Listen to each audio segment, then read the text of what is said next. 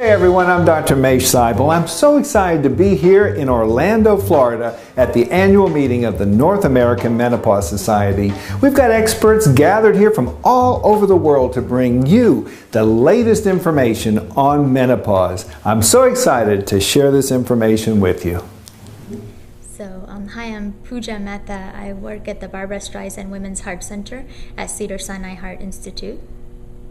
And we're here today at the North American Menopause Society meeting in Orlando, Florida. I just heard a fantastic presentation, and I would appreciate it if you would just briefly tell us a little bit about what you had to say.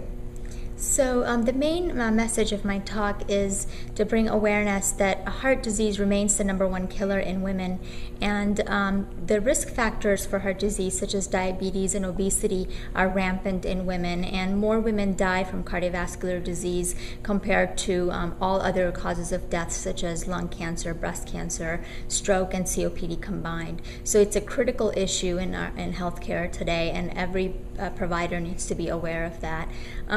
Women tend to present with atypical symptoms when they're having a heart attack, such as profound fatigue, shortness of breath, and they, less than half of them will have your classic chest pain, so it's often missed, and so we need to be aware of that.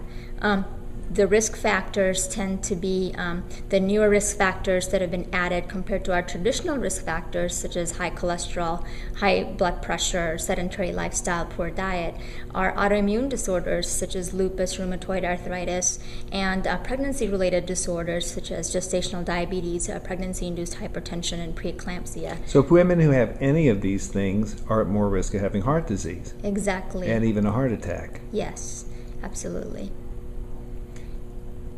And the critical issue also is that often when a woman presents with a heart attack and she's seen in the emergency room and evaluated by physicians, when she has a cardiac cath where they look at the arteries to see if there are any blockages, women often don't have a blockage. So over 50% of women who get a cath will not have a blockage, but they are still having persistent chest pain and persistent symptoms. So this is putting a small catheter through a vein, maybe in the leg or some other part, an arm or leg, and they're going to thread the cath into the heart arteries and actually put a little bit of dye in to see if the big arteries are blocked. Exactly. And when that's done, traditionally for men you'll see a blockage which can be opened up with a stent, but often in women there is no a specific blockage found, and so they're falsely reassured that they don't have heart disease. Is that because small blood vessels are the ones that are involved? Exactly. So over 50% of people, it's been estimated, over 50% of women who have this open arteries on an angiogram or a heart cath, they may have small vessels dysfunction. So that's called microvascular disease and microvascular dysfunction, and it puts them at a higher risk. So it's important to discuss when you're having persistent chest pain with your provider. So even if a woman goes in and she realizes that she may not have the big chest pain, but she's having nausea or maybe discomfort at the angle of her jaw, or she's having just upset stomach or any of another symptoms, just doesn't feel good, tired, she gets a cardiac cath even, and they put dye in, she still could be having heart disease, and she ought to just keep persisting. Absolutely, that's correct. Are there any particular other messages that you want to make women aware of? Women should know their numbers, so they should know their blood pressure, their cholesterol numbers. They should continue their physical activity despite the high stress job and taking care of children. Try to make time for yourself. Don't ignore your symptoms, and specifically if a woman thinks that she's having a heart attack, don't be afraid or shy to call 911, because women often feel that if they call 911 and if it's not a heart attack, then it's an embarrassment and it's an embarrassing situation. So women should be aware to not feel that way and go ahead and call 911 if you think you're having a heart attack.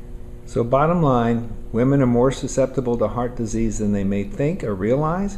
They should keep on testing. If they think they're having a heart attack, they should call 911. And even if their arteries look normal on those arteriograms, continue to realize it's possible you could have heart disease in the small vessels. Exactly. That's the message. Thank you so very much for talking. You're welcome. Everyone, I'm Dr. Mache. I'm so excited to be here in Orlando, Florida at the annual meeting of the North American Menopause Society. We've got experts gathered here from all over the world to bring you the latest information on menopause. I'm so excited to share this information with you. So, hi, I'm Pooja Mehta. I work at the Barbara Streisand Women's Heart Center at Cedar-Sinai Heart Institute. And we're here today at the North